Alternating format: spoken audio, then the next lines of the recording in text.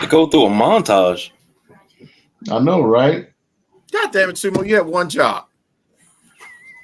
I didn't know I was supposed to just automatically jump in like that. I mean, I thought it was an introduction. I thought, Let's go ahead. Yeah, we Let's didn't. go ahead and First peel of the all, we had curtain to back. check on. First of all, we needed to check on you let's peel the because we curtain thought back. you were stroking. We thought you were stroking out over there with all these interests going on and whatnot. You know, Peel the curtain back. Production I'm just meeting saying.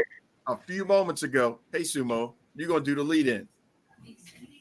Irregardless of what happens, the Wrestlemaniacs video plays, you supposed to lead in. Boy, my bad. I misunderstood the assignment. I'm sorry. One job. Ladies and gentlemen, first of all, we might as well call this Merry Christmas, Happy Hanukkah, Happy Kwanzaa, Feliz Navidad, ... as well as Happy Pre-New Year and New Year, because this is the Saturday Night Wrestlemaniacs. This is our last show of the year.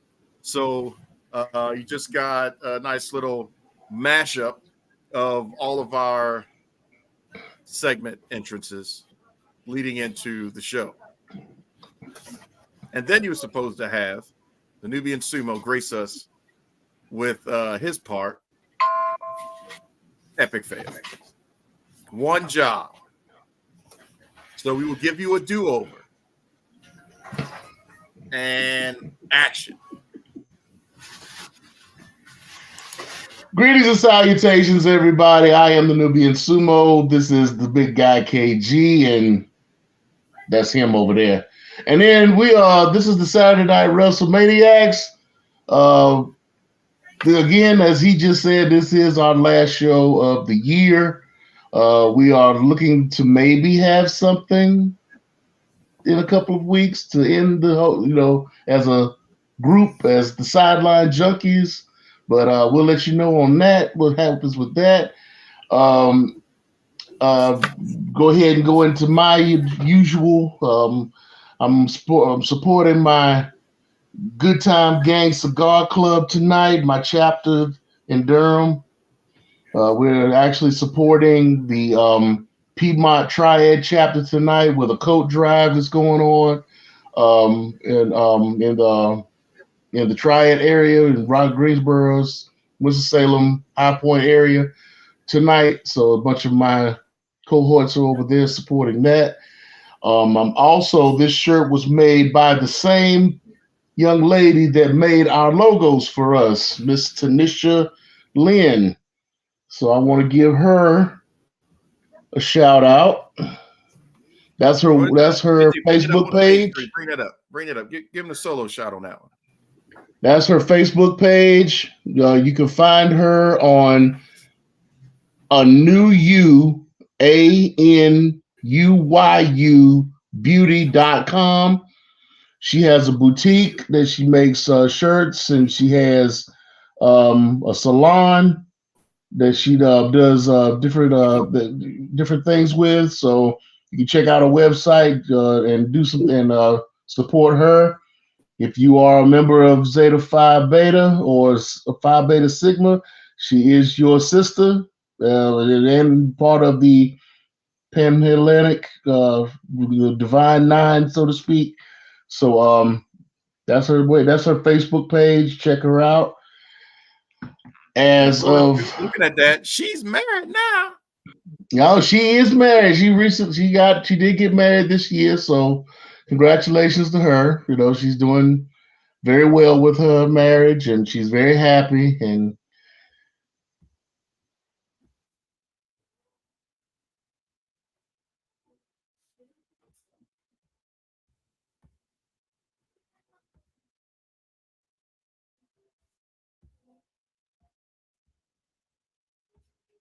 Did we freeze?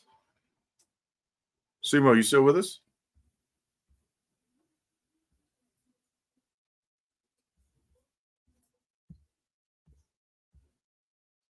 Looks like we may be having some technical difficulties. Give him the full screen, and whoop, there it ain't.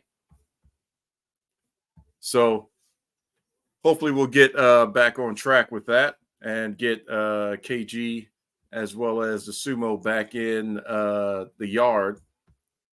But this week, we're continuing our conversation on the Mount Rushmores. Looks like we got the sumo coming back in. He wanted to join us because he's got something to talk about. I told him I'd give him some time, ladies and gentlemen, as the sumo back in play.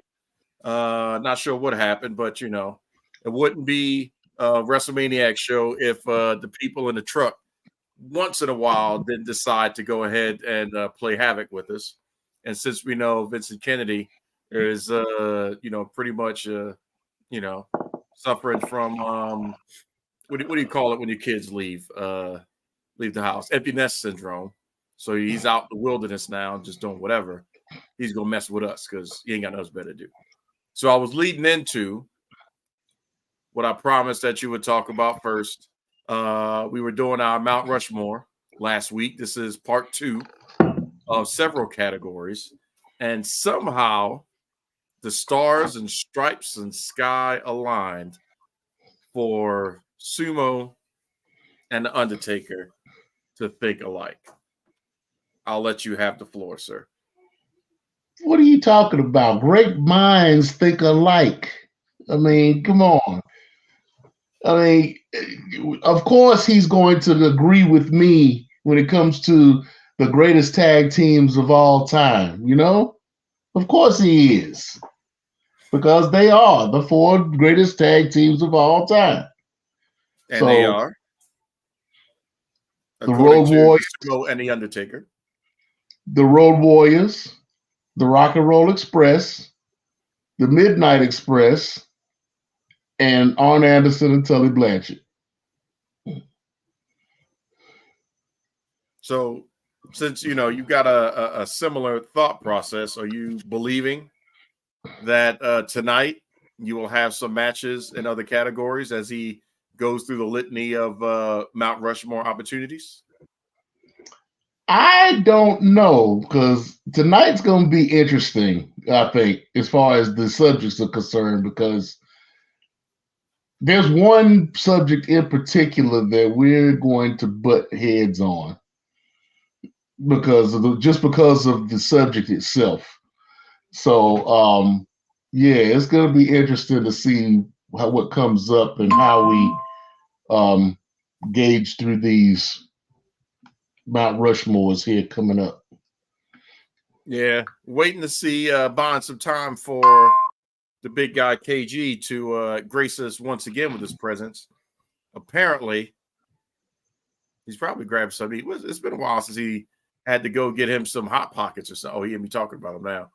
See, that's all he want to go ahead and jump and didn't even give me a second to get the rib out. And now he want to come in here and welcome to the stage. Well, allegedly, because, he's not fully with us yet. The big guy, KG. Testing 1 2. Mic check 1 2 1 2. All right, we got the audio. Now you said something about you're not gonna get no video yet. You said something about me going to get something to eat. No video yet? Are you really eating? No. Damn. Did I say something about what? I said something about what? You said something about me eating. Yeah, what are you eating? I ate a piece of cake while I was waiting for my computer to restart. Why you minding my business? And what kind of cake is it? Just for the folks. Quattro leche. From? Where was it? It's a place we've talked about in the Sunday Rise before. What is it called? 250 Barbecue over in Riverdale. Okay. So my wife wanted something to eat, and she said, "Hey, let's go here." I said, "Okay." Hey, the Midnight Rider said that's a good place. His cousin recommended that. Yeah, my wife don't agree. Oh no. Yeah, I've heard good things about that place. I've been wanting to check that out myself. It's not She far from says my trash. job. No, This is matter of fact, trash? it is right down the street. She said it's trash. She didn't like it. Wow. She did One not thing like I did hear about they season their food. So I mean, I don't Well, know. did the Ooh, non-wrestler season is Keith Lee go there yet? Did he give his review? I don't believe he did. It's just peppery. Well, non-wrestler Keith Lee, stop over there next time you in the DMV. Let us know what you think so we can find out for sure. He's too busy in New York eating salmon chopped cheese. Salmon chopped cheese. Yeah. So, getting back to it, first and foremost, got to do one before we jump into our Rushmore's series, part 2. Got to say hello to a certain group of people. Hello to everybody out there in the Graham land. Because if I am correct, this is our debut or premiere on Instagram. Let me know if I'm wrong. That is true. So we are partying out there at Instagram land, chasing the grams and doing whatever else y'all do on Instagram. Who knows? There we are, ladies. I'm not gonna click on it because the last time you crashed the internet, broke the daggone server trying to put somebody over. Well, That's that's us. I'm putting us over now. So hey, you know. Oh yeah, there you go. Picture in picture. Is that how they do it? In I don't know. I don't know if I'm gonna do it still because we may end up like AEW having some issues. But in the words of one of my fellow GTG members, coming to you live, hot off the press. Yes. So, like I said, last week we started our Mount Rushmore series, a 2-parter. That was actually not too controversial since KG did not pick the Killer Bees as the best wrestling tag team of all time. And this week we are dialing it in with some, as the Sumo mentioned, some interesting topics. So the first one is going to be the Mount Rushmore of gimmicks. Or gimmick matches, that is. Gimmick matches. So, KG, you get the whole shot. What are your Mount Rushmore picks of gimmick matches? Now, here's a question. We didn't mean individual matches. We meant matches as a whole. Match types. Like, you could pick Hell in a Cell, but not a particular Hell in a Cell. Right. Correct? Correct. Okay. Unless that particular pay-per-view event or match had something extra that would set it aside. Like Inferno Hell in a Cell match. Yeah.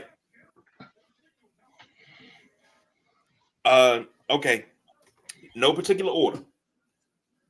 All right. In later years, it was the Brahma Bull Rope, but the Bull Rope match period, the strap match, aka whether it was Bull Rope or strap, I loved it. I fell in love with it a long time ago.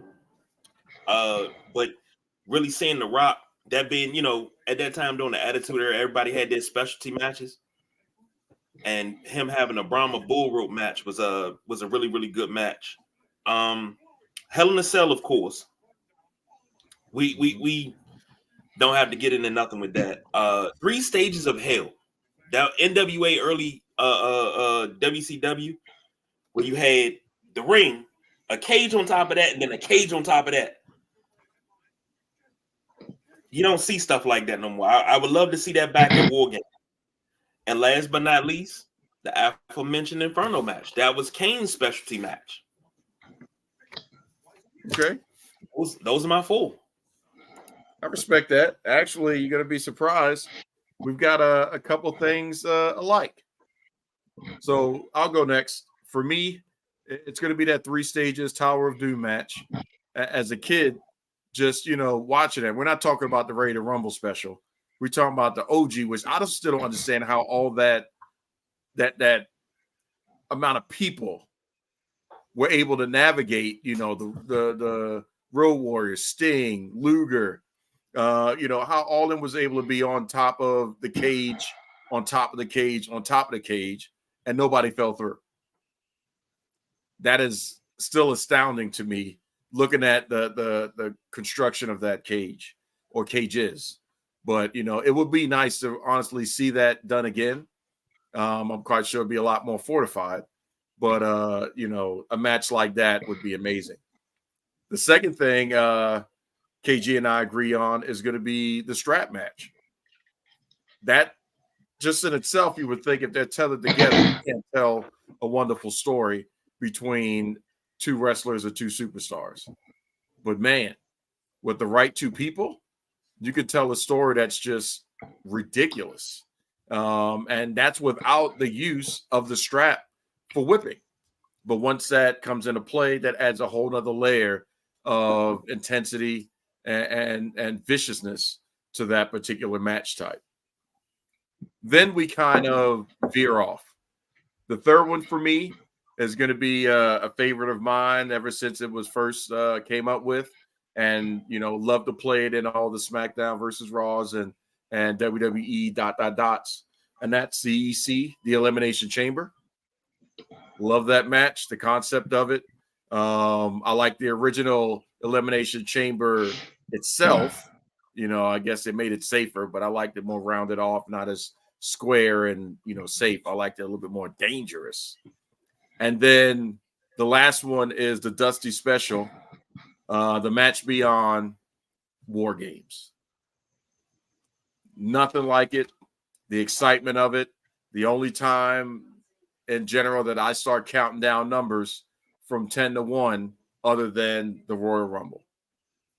So that is my Mount Rushmore of gimmick matches. Now let's see what the resident historian has to say, if you will. Well, my 4, again, in no particular order. Of course, we have to start off with War Games.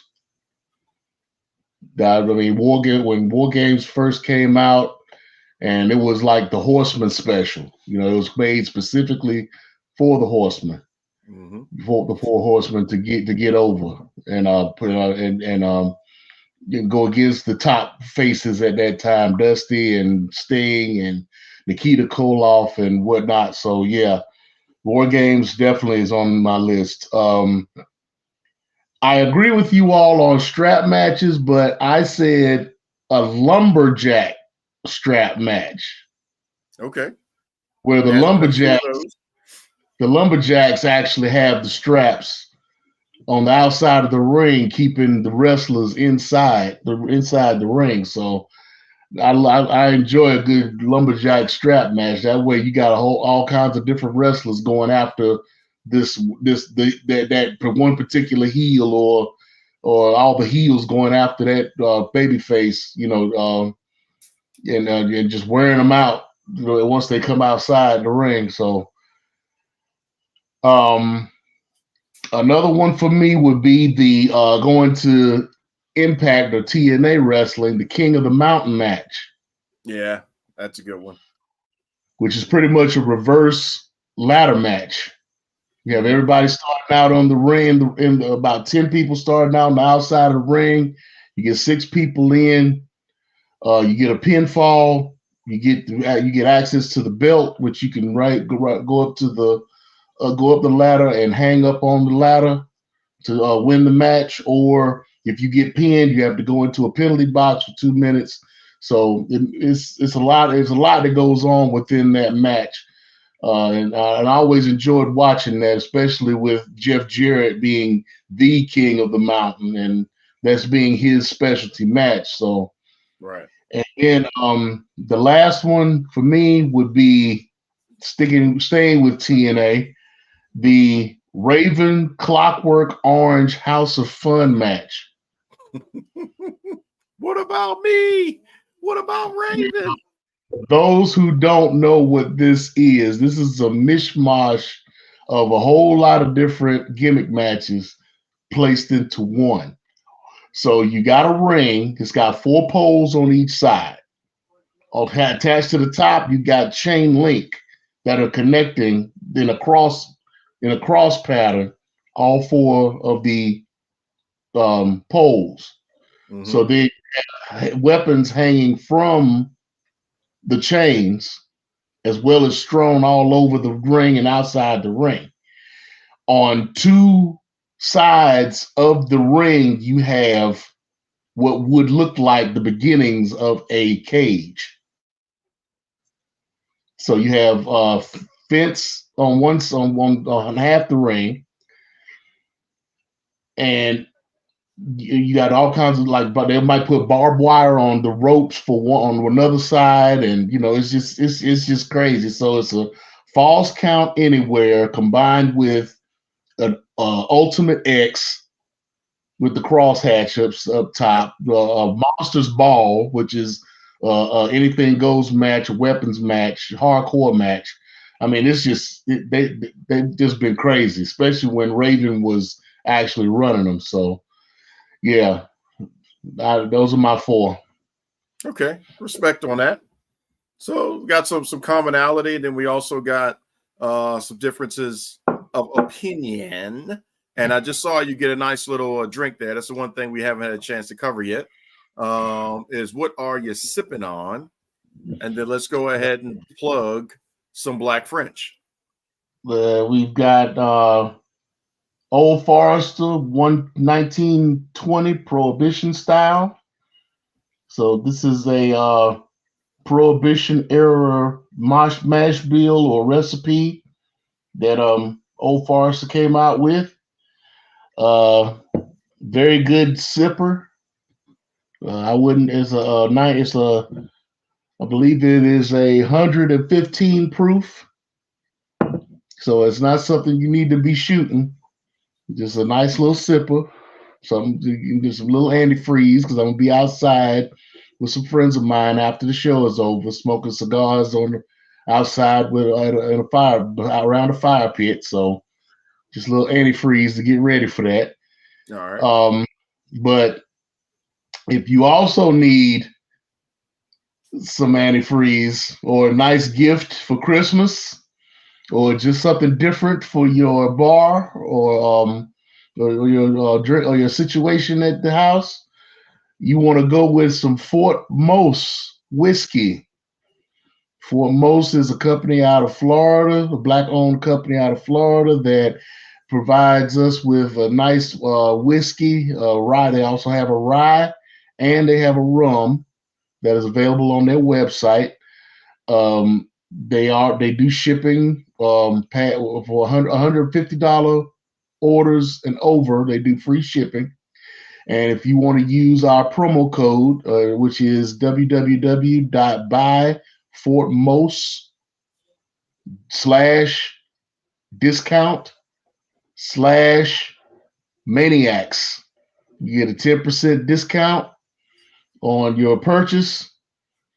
And you can also become an ambassador, and you can get your own promo code and get some perks for you and your friends. So go check them out. Again, that's buyfortmose.com/discounts/maniacs for your 10% discount on us, and Merry Christmas to you. Yep. And hello to your liver. So now that we got that plug in, let's go ahead and slide into some fun, shall we? Because you can't have a Mount Rushmore without talking. So now we're going to cover our Mount Rushmore of top talkers in the industry. So Sumo, there will be some commonality because that's something that you can't refute. And I think there may be a couple differences. And I will open up the floor to one honorable mention. So you can give your four and then your honorable mention. Sumo, the Rushmore is yours. Okay, so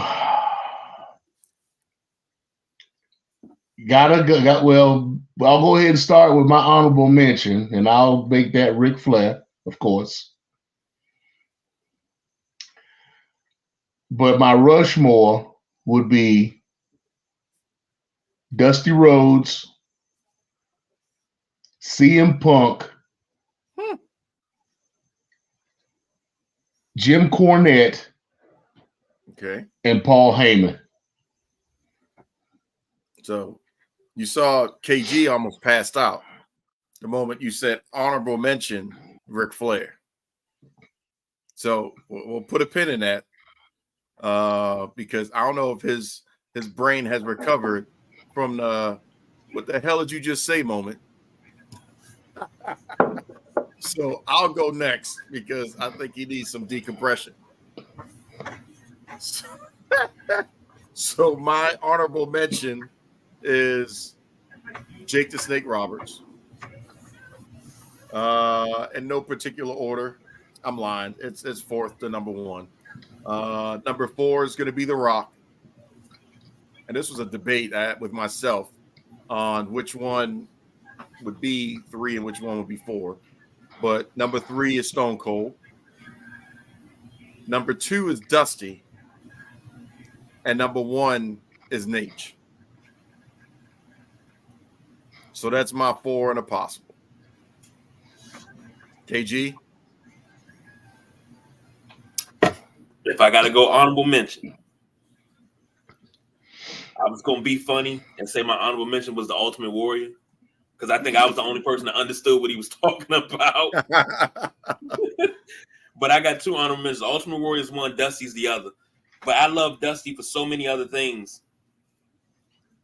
But first of all, I can't interrupt. Go ahead. No particular order for me because I was just told to make a Mount Rushmore. I wasn't told I had to put them in order. HBK,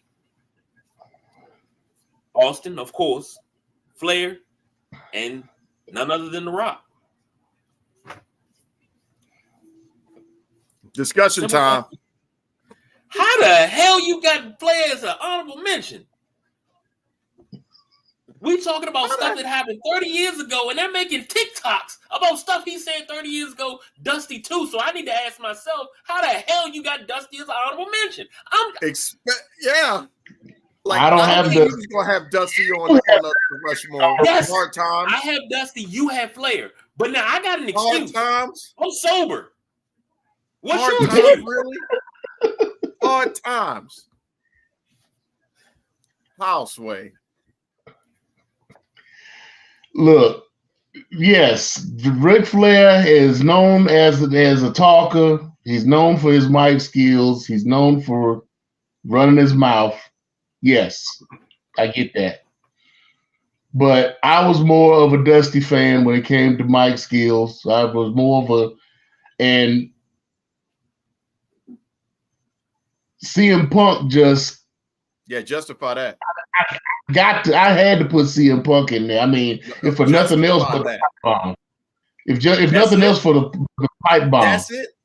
We talking no, about not that's not it. That's not it. That's it. Versus the pipe bomb. No, I'm not saying all that. I'm just saying I'm trying to figure out how you ain't on your list. And this is my opinion. Yes, that's right. Ric Flair, and as everyone that watches this show knows, the more he runs his mouth, the less he gets from me. So that's probably one of the reasons why I made him honorable mention, as opposed to putting him on my Mount Rushmore. But yeah, I just prefer. This is my 4. If anybody has a problem with it, sideline junkies 24/7 @gmail.com. I'm about to email that shit. Fuck you, James. That's what I'm. All of y'all will be all right. Y'all will be just fine. This is my 4. God dang. Y'all can have your 4. Because my thing HBK. HBK, really? You got you on that one, Oos. You got you on that one. Over Dusty. And you made you put HBK on your top 4, and you made Dusty an honorable mention. Come on now. Yep, that's a kettle. I mean, if we want to talk about it now, let's talk about it. That's right. That's not as egregious as you making Flair honorable mention. It's just my opinion. Being honest, I think both of them were wrong. Both of them were. I mean, but like you said, this is my top 4. Right. Look, I feel like I'm backing into a second dodging punches. I feel like I'm hitting shoulder rolls and everything, dodging punches. Well, shoot, you don't want to step into the ring. Nobody told you to get in. And I told you, and I said earlier that there was going to be some picks in this that was going to start a conversation, that was going to bring up some controversy. So yeah, and we ain't even got to the one I was at. With knives. We haven't even gotten to the one I was thinking was going to bring the most drama with. So yeah. You know what this feel like? This feel like a. I don't even know if I want to go on. Like we can ready fight with knives for real, man. Yeah, West Side Story up in this piece. Brady gonna have to right along. Choke a co-star. What the hell? I don't know if I'm gonna go to the next one. I'm scared to find out who y'all gonna pick as your Rushmore of managers. So I'm gonna go first, just so that way I know I'm safe. I think we're gonna be in consensus on at least. I'm safe. Y'all crazy as hell. Yeah, I'm saying. So my Rushmore of managers makes sense. Number 4 for me, Mr. Fuji. Number 3, James J. Dillon. Number 2, Paul Heyman.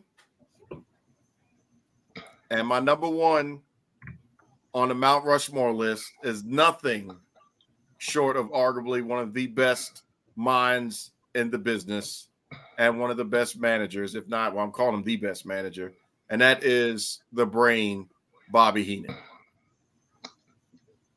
Go ahead and check my Nobody sending me a naughty email list. I don't know. I got a slight argument with one of those, but go ahead. Well, KG, you go next. We'll save the great debater for last. Once again, no particular order. I have Paul Ellering. Okay, respect. J.J. Dillon. Mm-hmm. Paul Heyman. And none other than the mouth of the South himself, Jimmy Hart. Okay. Respect. Ain't nobody sending me no naughty emails. Not a bad one on that list. Sumo. Okay. Mine would be Jimmy Hart. Okay. Bobby Heenan. Paul Heyman. And Jim Cornette.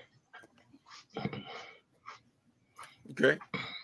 Nothing wrong with that either. No, here's the thing.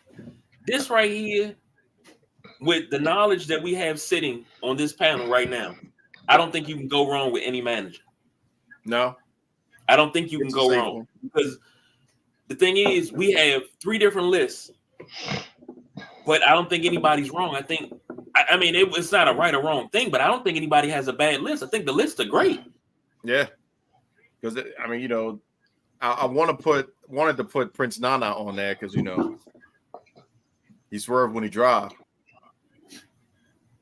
But, you know, I had to hold myself back from that one. What was my man? Hey, I mean, you could put Nana in there. I mean, Nana has had a lot of champions in Ring of Honor.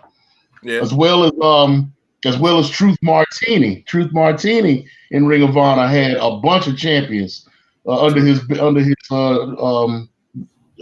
tutelage. Would you If put you Joel will. Gertner on the list too? Joel Gertner, yeah. As You far want as to the put him? Dudleys are concerned, I mean, hell, you can't deny him with being managing the Dudleys. And then what Um, about what's his name from ECW? Managed RVG. I'm brain farting on it. uh, With the whistle. yeah, I know you're talking about. I can't think Oh of his man, name. you want to help us out, KG? It's right there, and I just can't pull it out.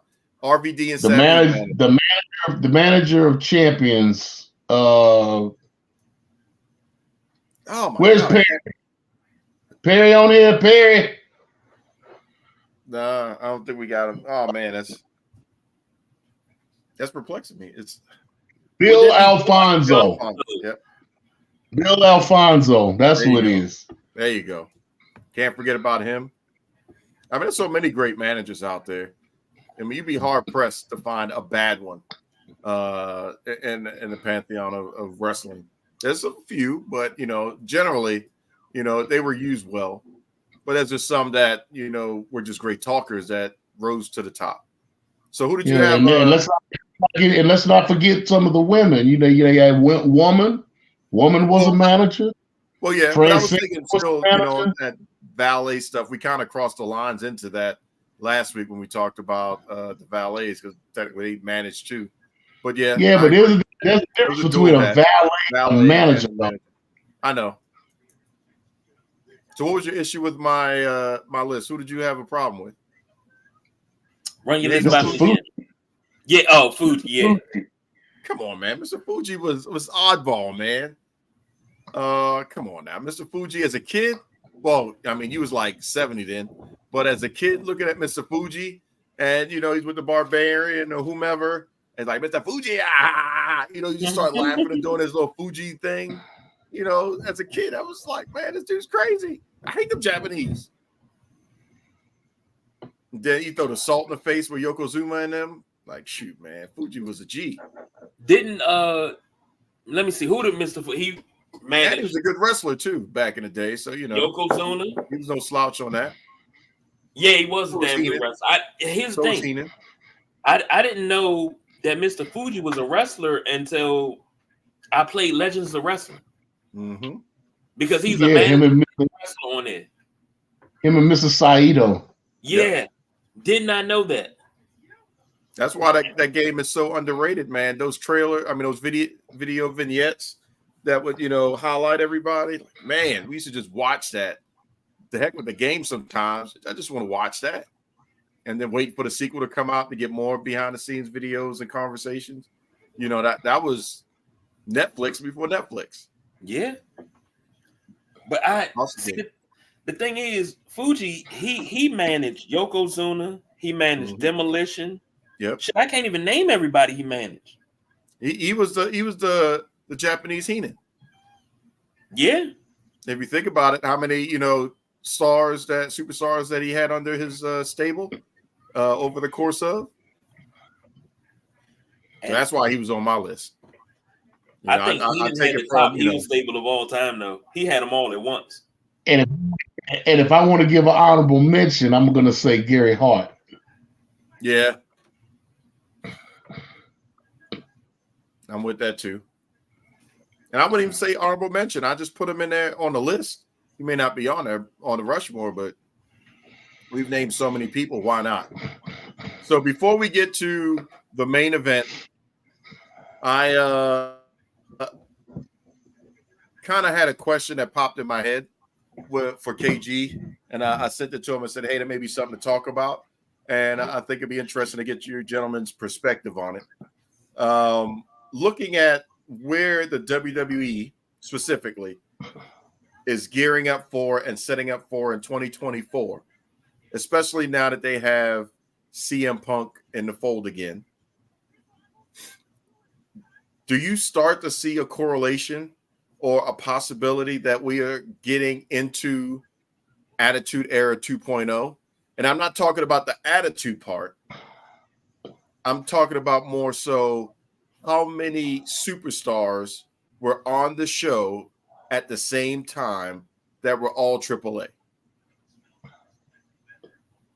KG has talked about it before where we had, The Rock, Triple H, Randy Orton, Undertaker, Kane, Rey Mysterio, Big Show, Brock Lesnar, CM Punk, so many, the women, the Sables and the Jacquelines, and, the list goes on. That time period was stacked with so much talent all at one time. Batista, Shawn Michaels, China, the list could go on just to name everybody within that to get them all in. Chris Benoit, as a starting to, just pop into my head like popcorn.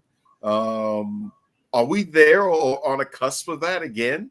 Now that Punk's back, Cody Rhodes is back. We've got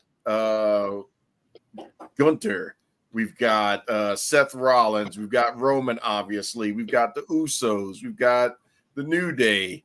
We've got Chad Gable. I put him on that list. You've got what's his name that just won the match on SmackDown? Not Trick Williams, but we got Trick Williams because he's emerging out of there, just like gosh, what is it? Carmelo Hayes. Williams. Carmelo Hayes. You got Mello in that mix. You got Damage Control. You've got now Jade Cargill. You've got Rhea Ripley. I mean, there's a lot of talent between SmackDown and Raw right now, and NXT. So, are you smelling another Attitude Era being cooked up? Pun intended.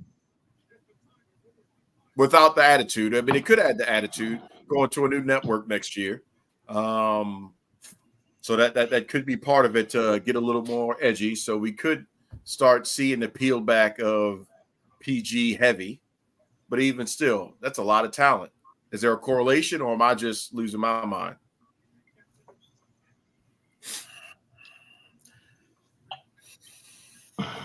I don't necessarily see a correlation. I mean, I see similar parts, like you said, with the CM Punk and Randy Orton getting these pushes and whatnot right now. With Cody Rhodes, like you said, I see different pieces from the Attitude Era that are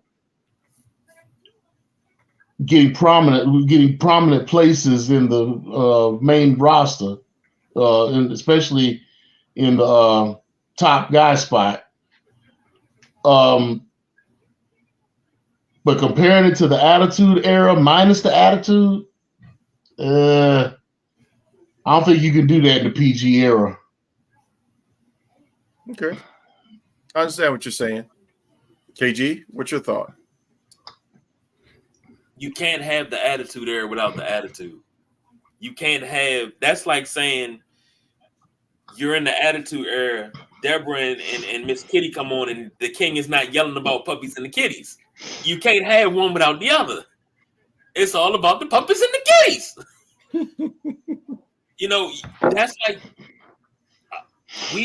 we're in a society now with everything on the internet.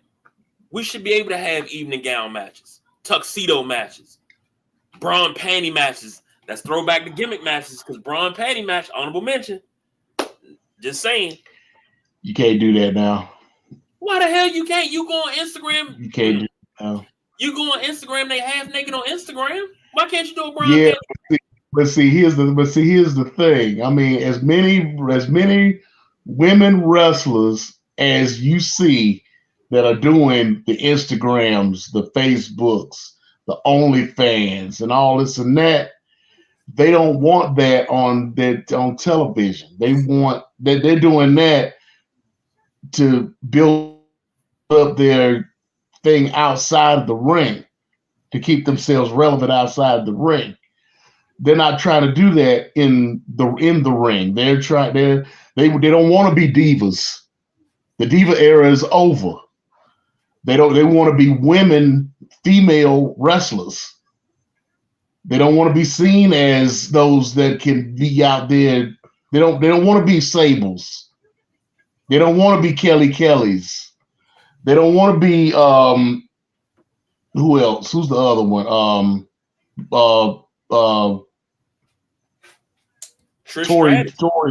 Trish Stratus or Tori Wilson's. They don't want that. They don't want that. They want to be known as athletes. They want to be known as professional wrestlers. Professional wrestlers.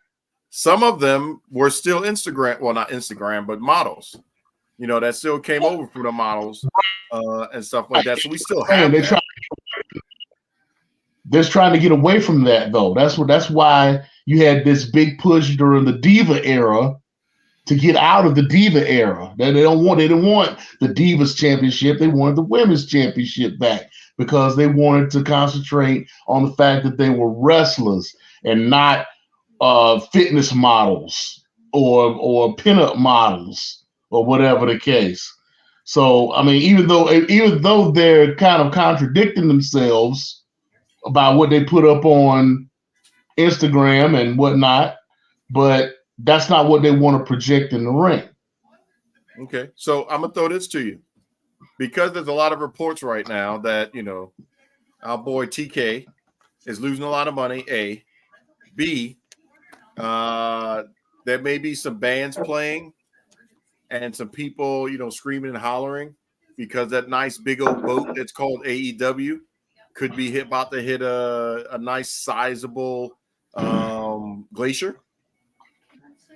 Could be a Titanic 2.0, especially with you know, them kind of getting the shaft from Warner Brothers Discovery because we're not interested in WWE. Next thing you know, Nick Khan, Triple H, and the heads of TKO are meeting with Warner Brothers Discovery. So if the ship is going down and Tony Khan actually accepts the offer from the CW in 2024 in November for the first airing of the first show, would it be smart for him to go to the Divas? Yes, because he ain't doing nothing else in the women's division. You sitting there with all this talent on your roster that are of the female persuasion, and you're doing nothing with them. Sumo, would you be okay with him diva-ing it up? No, I wouldn't be. And then on top of that, who are you going to diva up? Well, you can diva up pretty much most of who you have. If you look at the Instagram shots, Toni Storm is already there. Even though she left her butt in WWE. Yeah, she did. Literally. Oh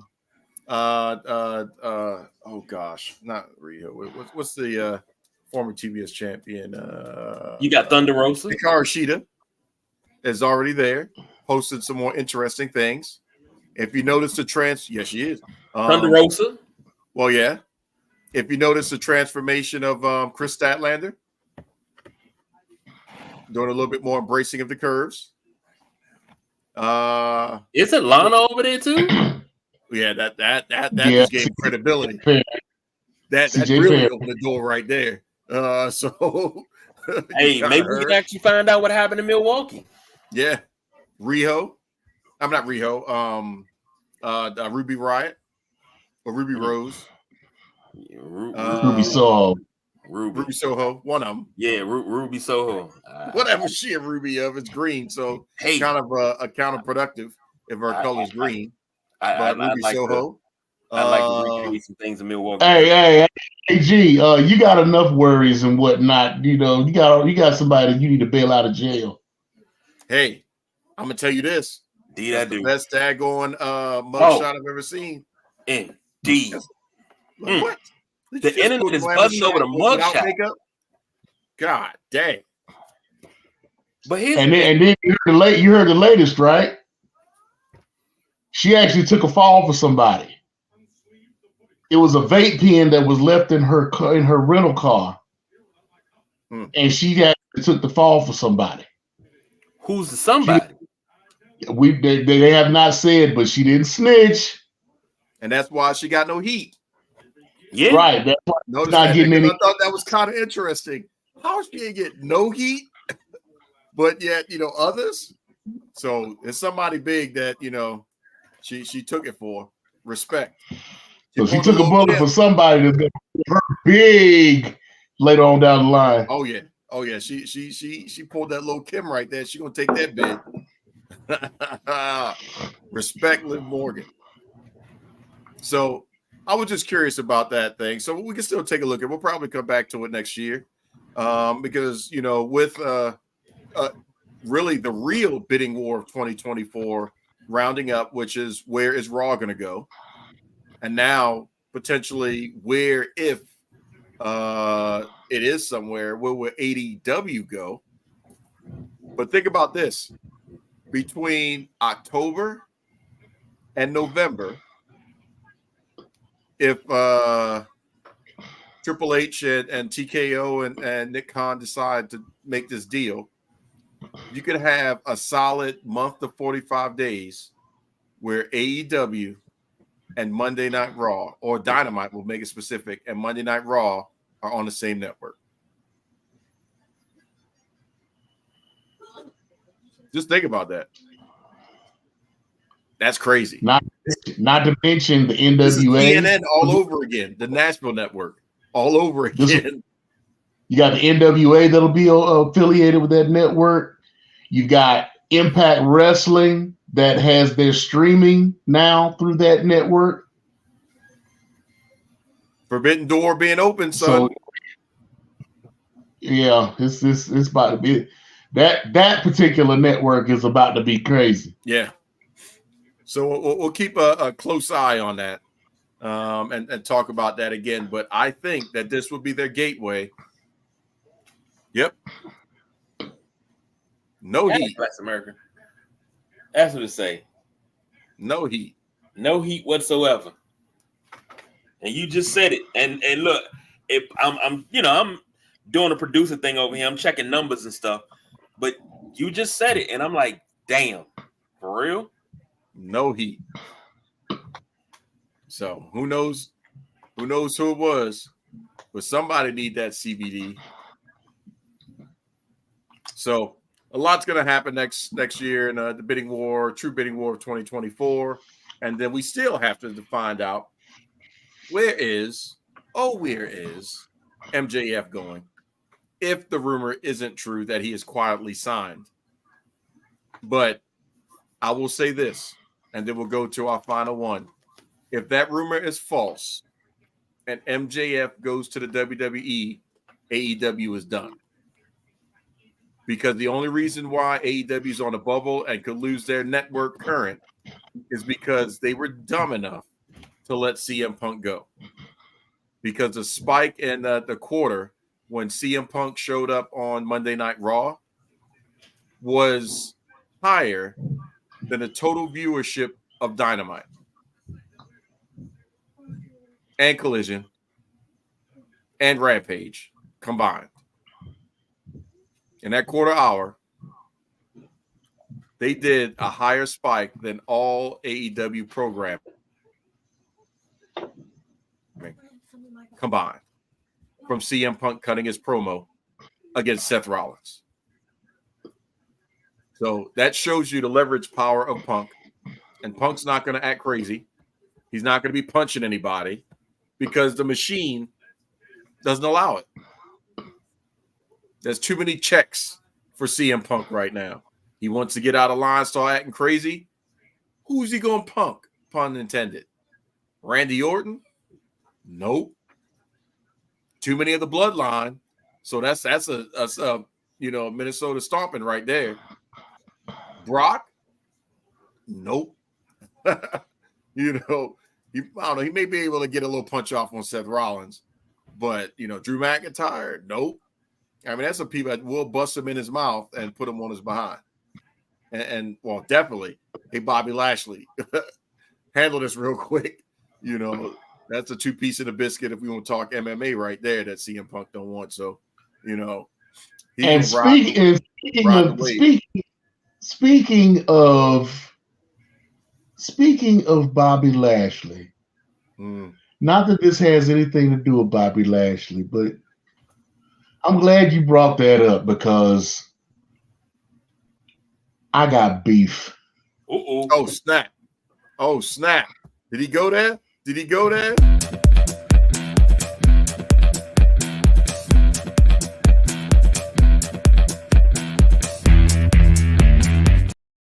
He's got some beef.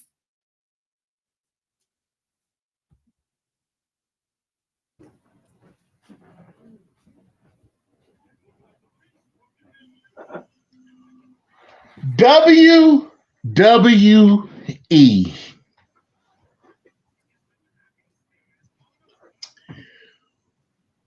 Who in the hell told you that you could go on your website, your WWE on Fox website, put up a picture of the Street Profits and say in the caption, Yep, here it comes. them boys. And of all the times to do it, of all the times that you could have done this any other time of year. You could have done this a month ago. You could have done this 3 months ago. You could have did it at the beginning of the year. No. You're going to wait until the weekend of the first anniversary of the death of Jay Briscoe to do this. You're going to do this on the first anniversary of the last match of Jay Briscoe before he died. You're going to pull off this stunt. Why? Yep. What was the purpose? Who amongst you would have done something so stupid? Some intern that don't know better. It's disrespectful to the core. It is. To anybody that knows anything about Ring of Honor, that knows anything about the Briscoe family, that knows anything about Jay Briscoe, how the death of Jay Briscoe affected wrestling, period, worldwide, not just in Ring of Honor. You're going to go and pull a stunt like that, and then you never even took it down. Didn't Triple You H still have apologize, or was that?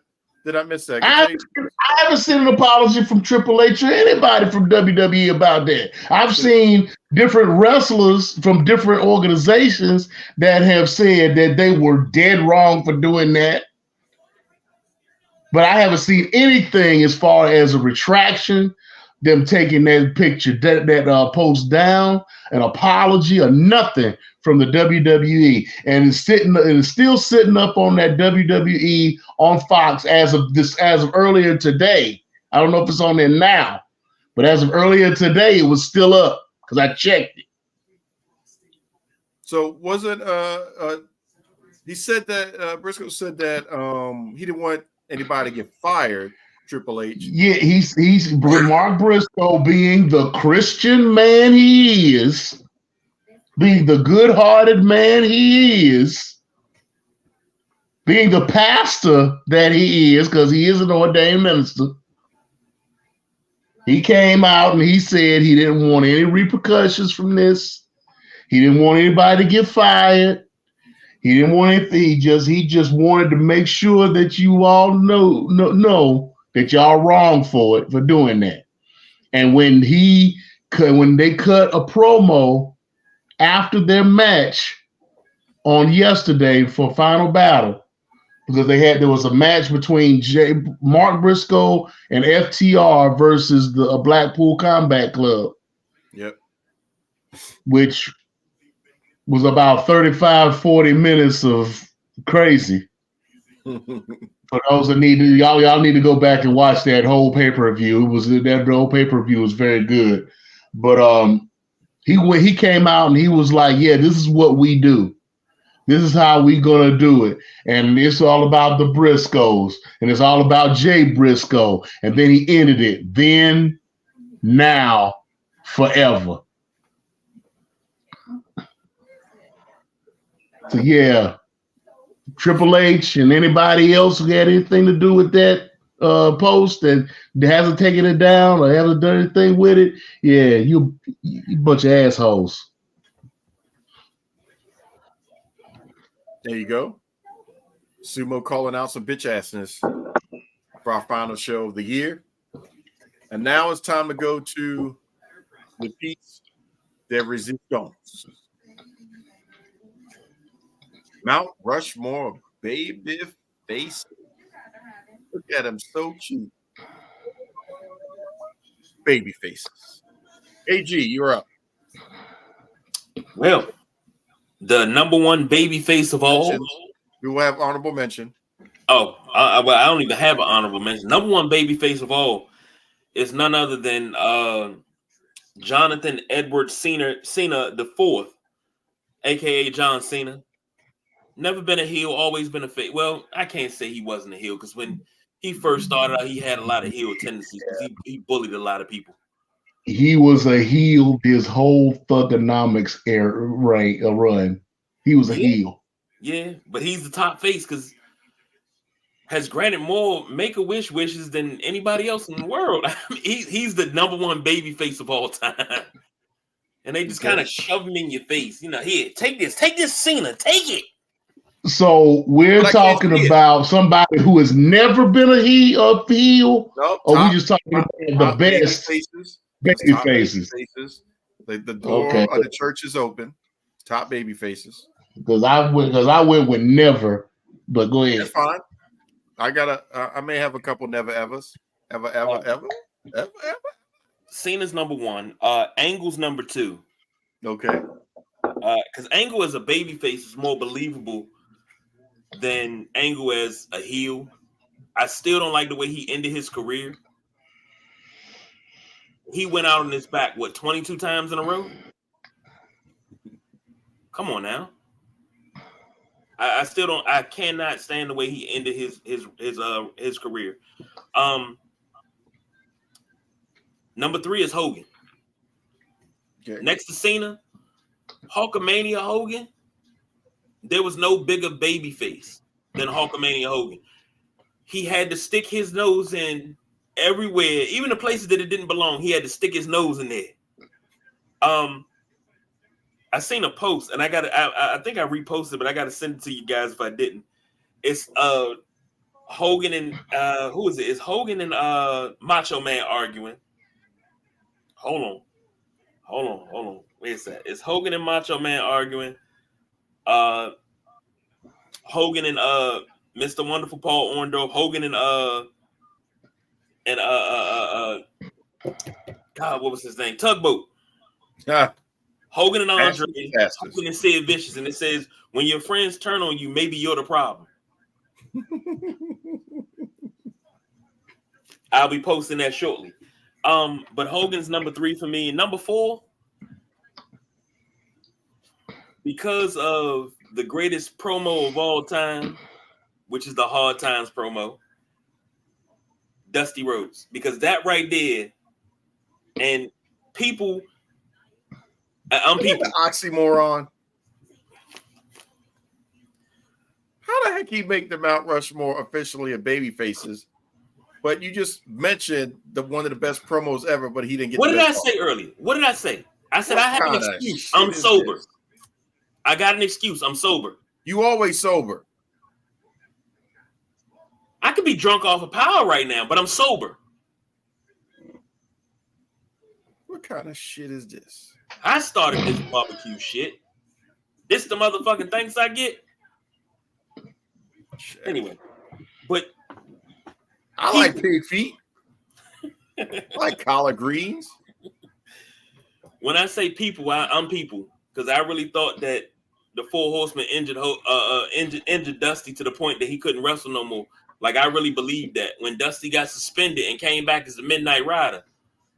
I knew that was Dusty, but I wasn't going to tell nobody else that I knew that was Dusty. I denied it all the way up to this day. I don't know what you're talking about. The Midnight Rider and Dusty Rhodes are two different people. I seen them at the same time in the same place. So that's my Mount Rushmore. All right. Not Marvin, with a little bit of controversy there. So I'll go next. My honorable mention is as he has been called many times, Chico, Tito Santana. In no particular order. Ricky the Dragon Steamboat. I had to have a tie. And you may not like it, KG, but I look at him in reference to the company that they championed as being just the guy that carried it all on their backs. So it was kind of a tie. And I apologize for this. So technically it's 5 people. But that Sting and John Cena tied.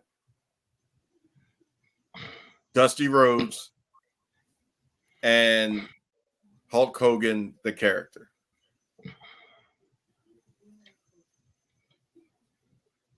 Can't, I put a Hogan as, in my opinion, still the tops just because he exposed the world to the professional wrestling game and multiple medias that without him, you can't have Cena and Make-A-Wish. You can't have, superstars in movies and being successful. The Rock owes that to Hogan because, you can't have a TV show on the network as a wrestler or former wrestler without Thunder in Paradise. You can't have a cartoon if it wasn't for Hulk Hogan cartoon. You couldn't be on a lunchbox if it wasn't for Hogan. Whose T-shirt sold the most? Hulk Rules for a long time. MJF wouldn't be wearing a scarf if it wasn't for red and yellow boa. So, that's why the character of Hulk Hogan, because I don't know Terry, but Hulk Hogan, the character, is going to be my number one always. I took a lot of goddamn vitamins, for real. And really got to know Jesus with all them prayers. So thank you, Hulkster. Sumo, you round us out? Well, I went a different route than you all, obviously. I thought my understanding of it was that they were never a heel, that they were always baby faces. So I need to go to the damn production meetings. One job. Yeah, well, it's not in my contract, so whatever. Clearly, that's how we messed up the intro. Yeah. So my top 4 would be Ricky Steamboat, Lou Thez. Oh, really taking it back. Vern Gagne. Okay. And Bruno Sammartino. That's a good OG list there. Can't argue with any of that either. I'm not mad. They have never been a heel. And I actually took the time to research that to make sure that they have never been a heel at any time. And you said Tito Santana is one of yours. Honorable mention, yeah. Yes, but I put my honorable mention in as Pedro Morales. Okay. Respect on that too. So I'd say, gentlemen, that's 2 shows worth of Rushmores that could spawn a lot of controversy, conversation, agreement, and disagreement. So as always, if you have a thought, you can comment on the post that you'll see on Facebook when this goes live for either one of the shows through Clear Productions, through the podcast, the Stitchers, the Podbeans, D's Nuts, all that stuff. You can comment on all that. But last but not least, just to throw one more thing in, since this is our last show of 2023, what was your most memorable, I know it's no preparation for this, memorable moment of 2023 from the wrestling standpoint? Take a moment to think about it, and then KG, I'll let you go first. Jeez, man. Talk about putting a motherfucker on the spot. Shit. Okay. Fuck. Yeah, I know a lot. A lot didn't happen. I guess I got to go with recent events, and that's CM Punk coming back to WWE. Never say never. I didn't have that on my bingo card. Let's just say that. Never say never. For me, I mean, it's not a happy moment, but I just want to continue to put his name out into the ether, and that was losing Bray Wyatt, win the Rotunda. But then that also, made me think about somebody else, which I had forgot about. But a post was put up reminding everybody that, even in that same context of losing great people, we lost, a few years ago, Shad Gaspard, but we never lost him because if you play either one of the new versions of God of War, his body scan is Kratos.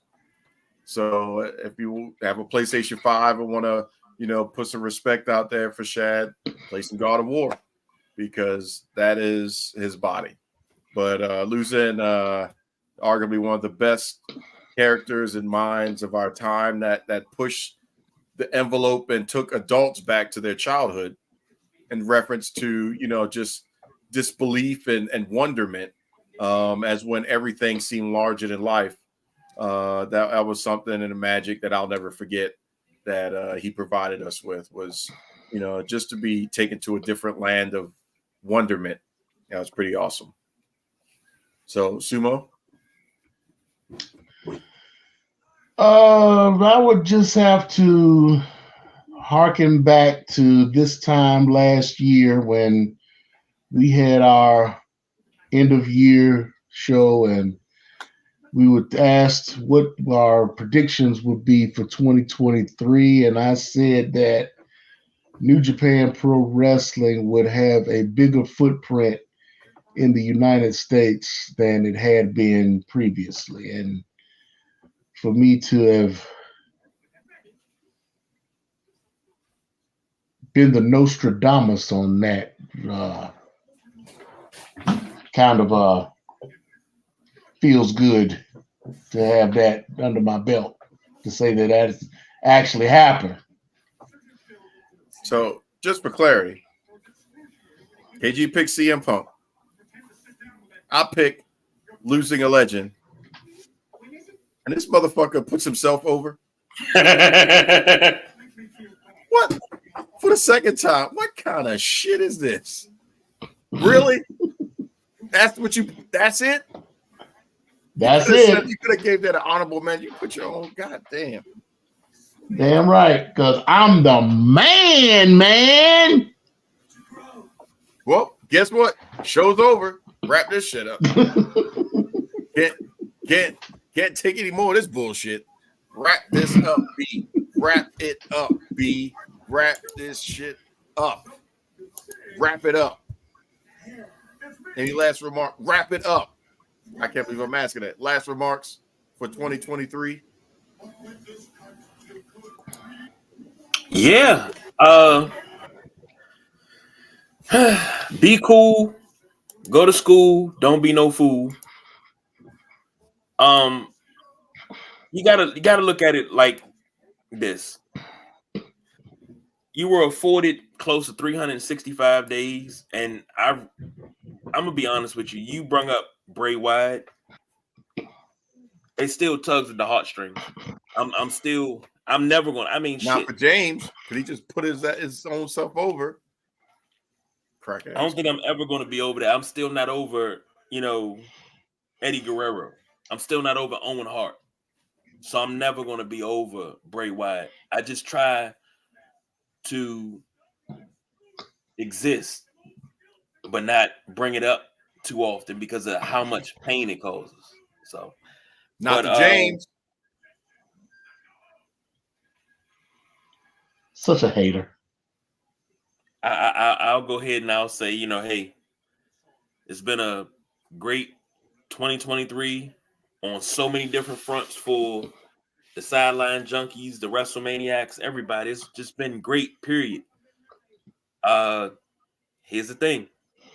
Next year's going to be better. So that was my final thoughts. Dare I ask this? But Johnny, put yourself over. Do you have any last remarks for 2023? Hey, in the words of a great woman, a great philosopher, chin up, tits out, and watch out for the shoe. And for me, be somebody important. Be yourself. G.I. Joe, bitches.